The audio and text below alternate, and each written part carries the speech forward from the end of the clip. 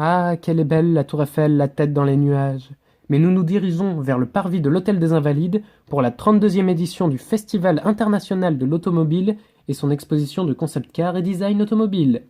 Pas moins de 20 véhicules étaient présents sur place. Concept car, la plus belle voiture de l'année 2016, véhicules de collection, de quoi satisfaire tous les passionnés automobiles. On commence avec un constructeur français, Cocorico, Renault et son concept car Renault Trésor. Ce concept car 100% électrique a été élu plus beau concept car de l'année.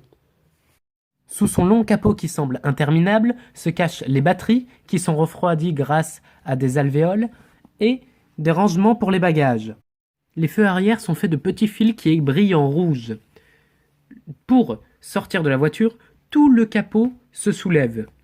Une pratique assez étrange, mais qui fait son petit effet.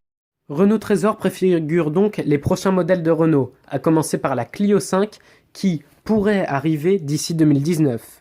On remarque qu'une partie de la voiture a une surface alvéolée, comme les balles de golf. Cela permet entre autres d'augmenter l'aérodynamisme de la voiture.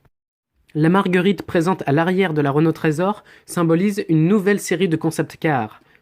Renault Trésor est le premier modèle de cette série. On retrouve aussi un petit trésor caché à l'arrière du véhicule, derrière le logo Renault. Une petite étoile qui symbolise que le Renault Trésor est un véritable trésor. On retrouve d'autres constructeurs français comme DS qui présente son concept car DS e-Tense, un concept car magnifique avec une couleur verte sublime. DS e-Tense est 100% électrique, comme Renault Trésor. Elle préfigurera les futurs DS comme la nouvelle DS3, nouvelle DS4, DS7 et DS8. Le concept car a un style volontairement agressif pour se démarquer de Citroën et Peugeot. Le plus étonnant sur ce concept car est l'absence de lunettes arrière, car oui, DS l'aura remplacé par une caméra qui permet de voir ce qui se passe derrière le véhicule. Hommage à la CX avec Citroën C-Experience, qui préfigurera les futures berlines de Citroën. Avec un style plus sage et affirmé que les Citroën C4 Cactus et C3, nous retrouvons une berline Citroën avec un très grand empattement, qui permet d'avoir un espace spacieux tout en gardant un grand coffre. On notera que le toit est entièrement panoramique et qu'il n'y a aucune rupture entre le pare-brise avant et la lunette arrière. On notera que le logo Citroën passe en noir à l'arrière. Détail fort sympathique, la ventilation avant s'ouvre et se ferme à volonté. Il y a aussi des ailettes sur le côté des feux pour centrer le faisceau lumineux sur la route ou pour éclairer les alentours. On n'oubliera pas la calandre qui paraît simple en apparence, mais qui se révèle très travaillée. Autre concept car de la marque Chevron, le Citroën Aircross, qui préfigure les prochains SUV de la marque Citroën. Je dois avouer que je ne suis pas convaincu par ce design dit plus jeune, et je ne suis pas le seul, en témoigne le peu de monde qu'il y avait autour de ce concept car. On quitte le sol français et on passe chez les Allemands avec l'Opel GT Concept. Ce fut l'un des rares concept cars où l'on pouvait voir clairement l'intérieur. L'Opel GT Concept a un design plutôt arrondi, plutôt plaisant à regarder, et réinvente les vitres teintées. Nous traversons la Manche pour arriver en Angleterre chez Aston Martin et sa nouvelle DB11. Le véhicule reprend les codes stylistiques de la marque tout en faisant un réel effort sur l'appui que doit avoir la voiture sur le sol. Ainsi, vous pourrez rouler jusqu'à 120 km/h sans avoir besoin d'aileron. Restons en Angleterre avec un animal qui rugit, et cette fois il rugit très fort.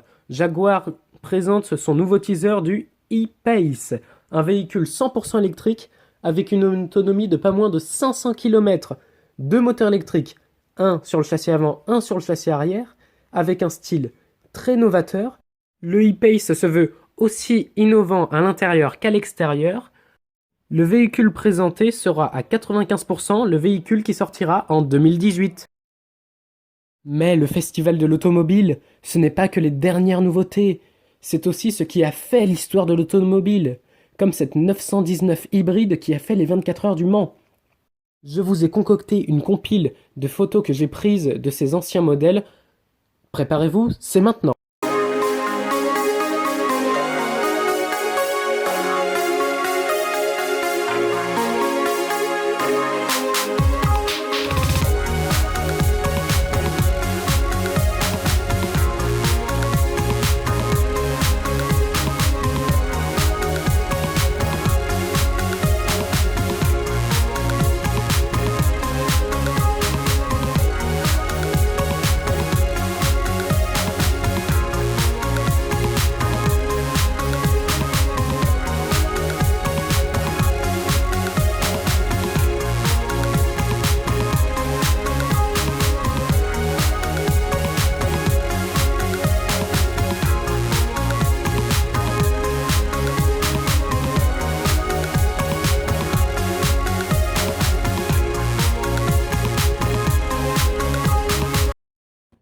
Cette exposition, c'est aussi l'occasion de tester les derniers modèles des grands constructeurs.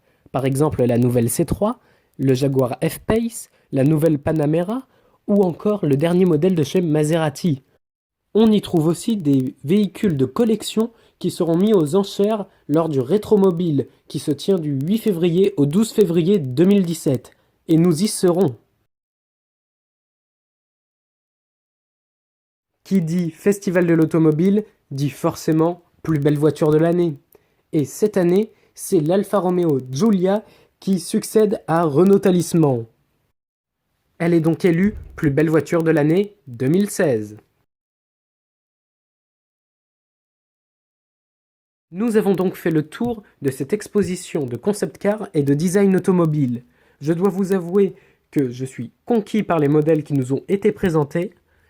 Je ferai sans doute une vidéo sur Rétromobile, salon auquel je vais aller. J'espère vous retrouver pour une prochaine vidéo. D'ici là, n'hésitez pas à vous abonner, à mettre le pouce en l'air qui va bien.